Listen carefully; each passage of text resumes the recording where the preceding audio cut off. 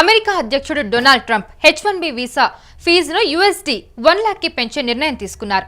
అయితే ఈ నిర్ణయం వల్ల అమెరికాలో పనిచేసే చదివే భారతీయుల భవిష్యత్తుపై పెద్ద ప్రశ్నార్థకాలు నెలకొన్నాయి. అయితే భారతీయ ఐటీ కంపెనీలు, టెక్ ప్రొఫెషనల్స్, విద్యార్థులపై ఇది నేరుగా ప్రభావం చూపనుంది. సెప్టెంబర్ 21 నుంచి ఈ కొత్త రూల్స్ అమల్లోకి రానుండడంతో అమెరికా వెళ్లాలనుకునే వారికి ఆర్థికంగా భారం పడే అవకాశం అయితే ఉంది. ఇదే సమయంలో ఇప్పటికే అక్కడ ఉద్యోగాల్లో ఉన్న భారతీయులు కూడా కొన్ని కన్ఫ్యూజన్లో ఉన్నారు. అయితే ఇక ట్రంప్ నిర్ణయం భారతీయులపై ఎలాంటి ప్రభావం చూపిస్తుందని తెలుసుకోవడానికి ఇప్పుడు మనం తెలుసుకుందాం. అయితే ఇప్పుడు మనతో పాటు లైన్లో ఉన్నారు భూమిరెడ్డి సాయి శ్రీనివాస్ రెడ్డి గారు. ఆయన అక్కడ ప్రీబార్ అసోసియేట్ అనమాట. ఆయనతో మాట్లాడి చాలా డౌట్స్ ఉంటాయి కదా. ఇప్పుడు మనం భారతీయులం ఇప్పుడు ట్రంప్ తీసుకున్న నిర్ణయాలపై మనకు చాలా క్వశ్చన్స్ ఉంటాయి H1B వీసాకి సంబంధించి. సో దాని గురించి మనం మాట్లాడదాం. ఎస్ శ్రీనివాస్ గారు, సో H1B వీసాకి సంబంధించి ట్రంప్ తీసుకున్న నిర్ణయం ఇప్పుడు ఎలాంటి వాళ్ళ మీద ప్రభావం చూపించే అవకాశం ఉంది? ప్రొక్లమేషన్ అనేది తీసుకొని రావడం జరిగిందండి. ఇది 19th of September 2025 ఇది only on the H1B visa holders కి మాత్రమే ఇది అప్లికబుల్ అండి. అంటే మిగతా వీసాలకు మాత్రం ఇది ఎక్కడ కానీ ఇబ్బంది ఉండదు. అంటే B1, B2 కానీ లేకపోతే F1 వీసా మీద కానీ లేకపోతే L1 వీసా వీళ్ళ వాళ్ళకి కానీ ఎక్కడికి కానీ దానికి దీనికి సంబంధం లేదు. It's only applicable on the H1B visas అండి ప్రస్తుతానికి. Okay, so H1B visa fee USD 1 లక్షకి పెంచడం వల్ల భారతీయ ఐటీ ప్రొఫెషనల్స్ కు ఉద్యోగ అవకాశాలపై ఏమైనా ప్రభావం చూపించే అవకాశం ఉందా? లేదండి, తప్పకుండా. అంటే ఇది చాలా ఎఫెక్ట్ అనేది చూపిస్తుంది. అంటే ఫస్ట్ ఆఫ్ ఆల్ నేను ఇది ఏం ప్రొక్లమేషన్ ఆర్డర్ తీసుకుని వచ్చారనేది నేను ఒక 2 minutes లో ఎక్స్ప్లెయిన్ చేయాలనుకుంటున్నాను. ఎవరెవరు ఈ స్పెషాలిటీ ఆక్యుపేషనల్ కోర్సెస్ లో ఉన్నారో, ఈ స్పెషాలిటీ ఆక్యుపేషన్ లో ఉన్నారంటే ఈ స్టెమ్ కోర్సెస్ లో, ఈ సైన్స్ కానీ లేకపోతే టెక్నాలజీలో ఎవరెవరు ఎక్కువగా ఉన్నారో వాళ్ళందరికీ ఈ ఒక్కొక్క కంపెనీ ఒక H1B వర్కర్ని అంటే వేరే దేశాల నుండి హైర్ చేసుకోవాలనుకుంటే వాళ్ళు $1,00,000 కట్టిన తర్వాతే అది వాళ్ళకు అమెరికాలోకి రానివ్వడం లేదా అమెరికా వీసా మాత్రము ఇస్తారు అనేది చెప్పడం జరిగింది. అంటే ఇది ఎవరికెవరికి వర్తిస్తుంది అంటే మాత్రం ఇది తప్పకుండా అందరూ H1B వీసాల్లో ఎవరెవరు ఉన్నారో వాళ్ళందరికీ వర్తిస్తుంది.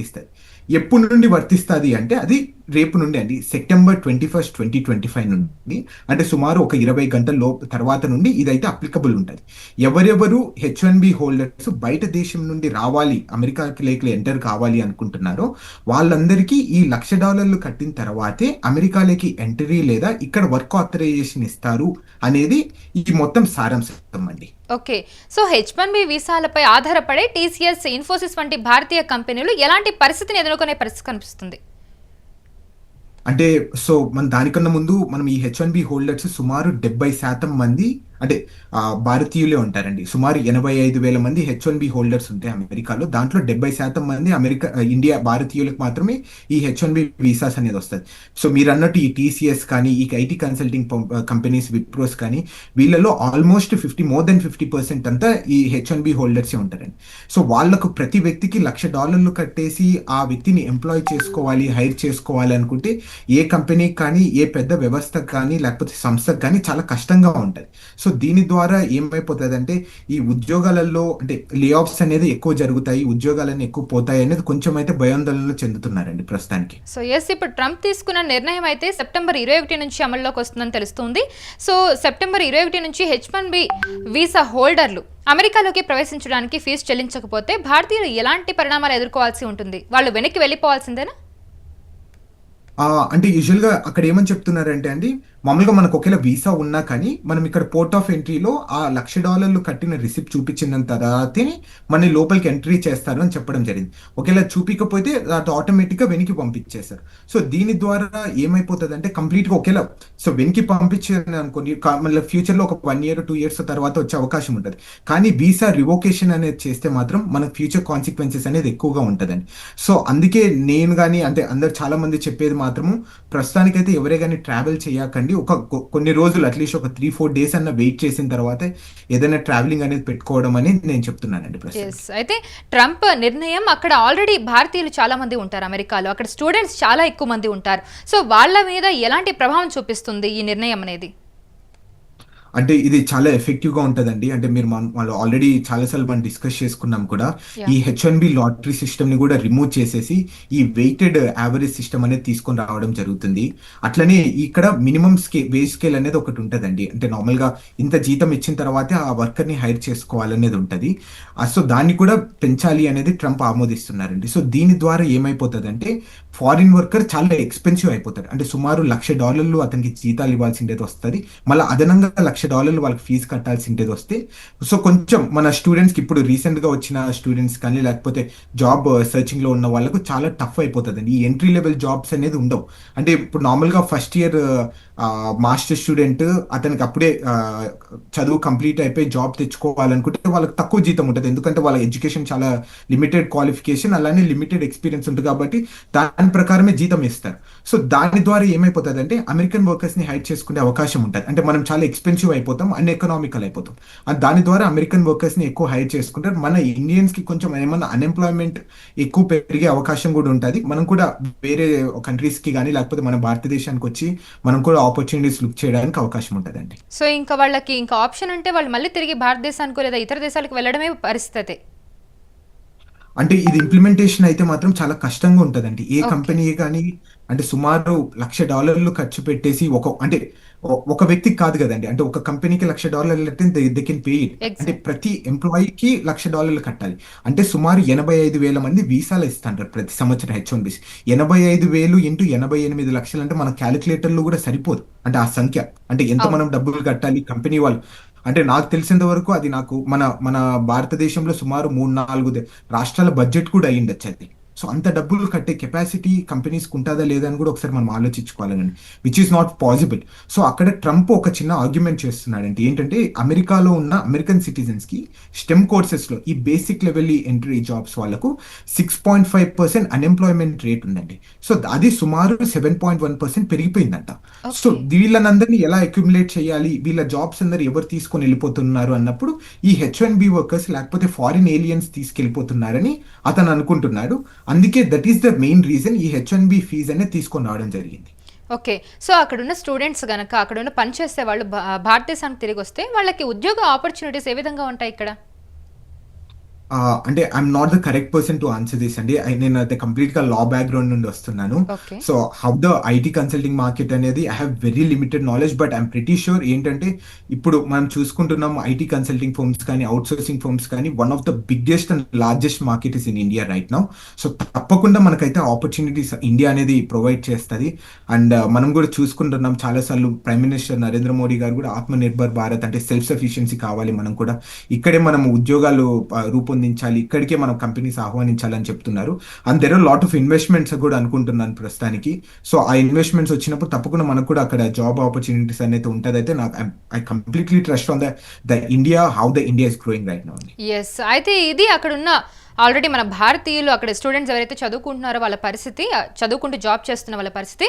అయితే ఇప్పటికే అక్కడ పనిచేస్తున్న భారతీయులు రెన్యువల్ చేసుకోవాలంటే దాని మీద ఎలాంటి ప్రభావం కనిపించే అవకాశం ఉంది? సో అంటే ప్రస్తుతానికైతే రెన్యువల్ కూడా ఇది అప్లికబుల్ అయితే ఉంటుందని అయితే నేను అనుకుంటున్నాను. మనందరికీ ఓకే. తెలుసు H1B వీసా అనేది 6 సంవత్సరాలు అనేది ఇస్తారు. ప్రతి 3 సంవత్సరాలకి రెన్యువల్ అనేది చేసుకోవాలి.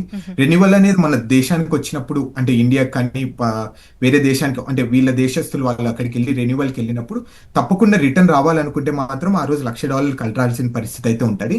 కానీ ఇక్కడ ఒక చిన్న పాయింట్ కూడా అందరికీ చెప్పాలనుకుంటున్నాను. ఈ ఎగ్జిక్యూటివ్ ఆర్డర్ ఓన్లీ 12 నెలలు మాత్రమే అప్లికబుల్ లో ఉంటుంది.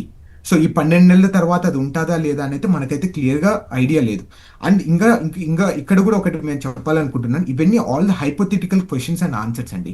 ఓకే. ఇప్పుడు $1,00,000 కట్టాలని చెప్తున్నారు. ఎలా కట్టాలి, ఎవరికి కట్టాలి, ఎవరు కట్టాలి, ఇవన్నీ అంటే ఈ ట్రాన్సాక్షన్ ఈ ప్లాట్ఫామ్ అనేది ఎవరికి ఇంకా తెలియదండి దాని గురించి. ఓకే. ఇదంతా తెలియాలంటే ఎంత టైం పడుతుంది ఇంకా? మేబీ లైక్ ఇంకొక 1 day or 2 days లో మనకు క్లియర్ గా ఒక పిక్చర్ అనేది వస్తుందండి.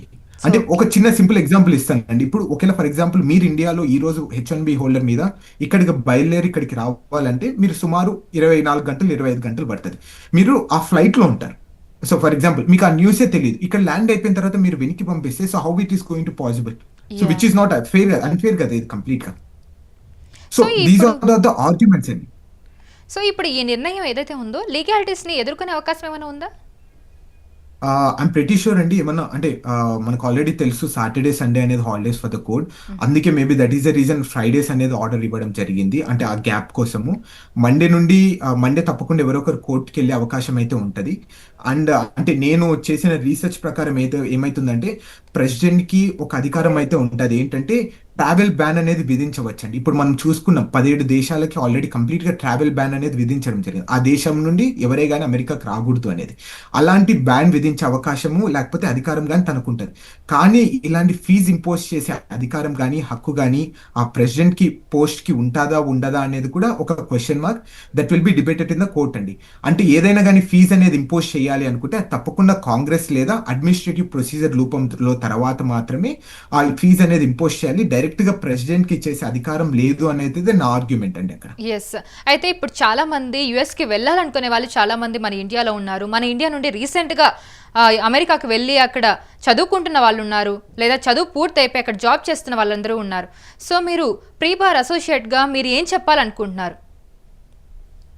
అంటే so my argument is all the time heels everything అండి. అంటే కొంచెం మనం ప్రతిదానికి టైం అనేది ఇవ్వాలి.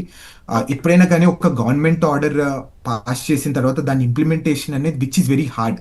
అంటే పేపర్లో ఒకటి ఉంటుంది, ఇంప్లిమెంటేషన్స్కి వచ్చే విధంగా వేరే విధంగా ఉంటుంది. సో అంటే ఆ రూల్స్ కానీ ఆ హైపోథెటికల్ క్వశ్చన్స్ కానీ దానికి ఆన్సర్స్ కానీ డిఫరెంట్గా ఉంటుంది.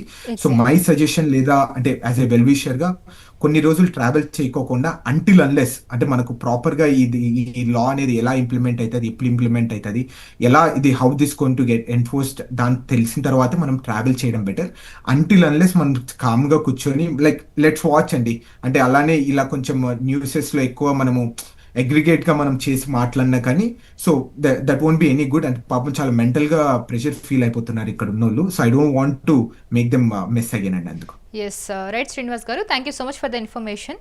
సో దీని గురించి మరింత ఇన్ఫర్మేషన్ కోసం మిమ్మల్ని కాంటాక్ట్ చేస్తాం. Thank you so much. So yes, America అధ్యక్షుడు డొనాల్డ్ ట్రంప్ H1B వీసా ఫీజును USD 1 lakh పెంచే నిర్ణయం తీసుకున్నారు. అయితే ఈ నిర్ణయం వల్ల అమెరికాలో పనిచేసే చదివే భారతీయుల భవిష్యత్తుపై పెద్ద ప్రశ్నార్థకాలు అయితే నెలకొన్నాయని చెప్పొచ్చు. అయితే భారతీయ ఐటీ కంపెనీలు, టెక్ ప్రొఫెషనల్స్, విద్యార్థులపై ఇది నేరుగా ప్రభావం చూపిస్తుంది.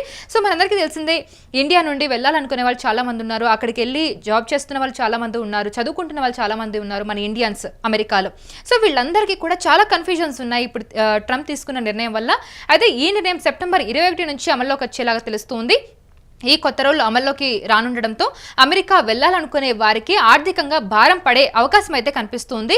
ఇదే సమయంలో ఇప్పటికే అక్కడ ఉద్యోగాల్లో ఉన్న భారతీయులకు కూడా చాలా కన్ఫ్యూజన్స్ అయితే మారిందని చెప్పొచ్చు. అయితే ఇప్పుడు ఈ నిర్ణయం గురించి ఇంకా కంప్లీట్గా మనకి వివరాలు తెలియాలంటే ఇంకొక 1-2 రోజులు వెయిట్ చేయాల్సి ఉంటుంది. ఎందుకంటే ఇంకా ఇది ఎలా వర్క్ అవుతుంది, ఎవరెవరికి వర్క్ అవుతుంది అనేది మనం క్లియర్గా తెలుసుకునే అవకాశం అయితే అప్పుడు ఉంటుంది.